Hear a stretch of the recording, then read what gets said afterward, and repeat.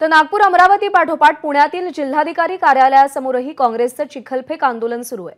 आंदोलनामध्ये आमदार रवींद्र धंगेकर, अरविंद शिंदे, आबा बागुल आणि काँग्रेसचे स्थानिक नेते उपस्थित असल्याची माहिती मिळते। महाराष्ट्रभरामध्ये काँग्रेसने भाजप सरकार विरोधात आंदोलन पुकारले। चिखलफेक आंदोलन केलं जात आहे। काँग्रेसच्या वतीने भाजप सरकार विरोधात पंतप्रधान नरेंद्र मोदी आणि राज्यातल्या सरकार विरोधात रोष व्यक्त केला जातोय। काँग्रेसकडून नीट परीक्षेतील गोंधळ असेल किंवा एकूणच अनागोंदी कारभार असेल, या सगळ्यावर बोट ठेवत काँग्रेसने आंदोलनाची हाक दिलेली आहे। 2 दिवसांपूर्वी भाजपने राज्यभरामध्ये काँग्रेसचे प्रदेशाध्यक्ष नाना पटोले यांच्या विरोधात आंदोलन केलं होतं। कार्यकर्त्याला चिखलाने भरलेले पाय धुवायला लावल्याप्रकरणी तो व्हिडिओ व्हायरल झाल्यानंतर भाजप आक्रमक झाली होती आणि नाना पटोले यांच्या प्रतिमेला चिखल फासत आंदोलन केलं गेलं होतं।